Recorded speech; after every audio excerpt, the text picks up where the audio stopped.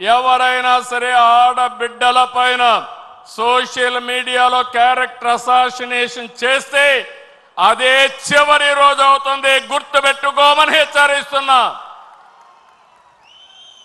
ఇలాంటి కఠినమైన నిర్ణయాలు తీసుకుంటాం, ఆడబిడ్డలకు న్యాయం చేస్తాం. ఈ సంవత్సరం 1,00,000 మంది డాక్రా సంఘాలని పారిశ్రామికవేత్తలు చేయాలనే కార్యక్రమం పెట్టుకున్నాం. 22 మందికి ఎమ్మెల్యే సీట్లు ఇస్తే 20 మంది గెలిచారు. ఈ రేషియోలో చూస్తే ఎంతమంది ఎమ్మెల్యేలుగా మహిళలకు ఇస్తే, ఎంపీలుగా ఇస్తే తప్పకుండా ఎక్కువ గెలిచే అవకాశాలు ఉన్నాయి. దీన్ని కూడా ప్రారంభిస్తామని చెప్పి కూడా మీకు తెలియజేస్తున్నా.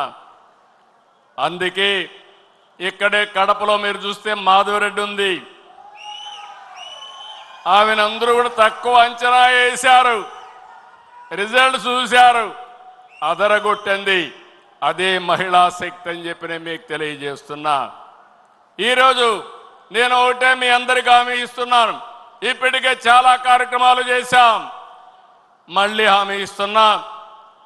ఈ నెలలోనే లేకుంటే నెక్స్ట్ నెల లోపల తల్లికి వందనం, ఎంతమంది పిల్లలుంటే అంతమందికి 15,000 రూపాయలు ఇచ్చే బాధ్యత మనది అని మరొక్కసారి విజ్ఞప్తి చేస్తున్నా.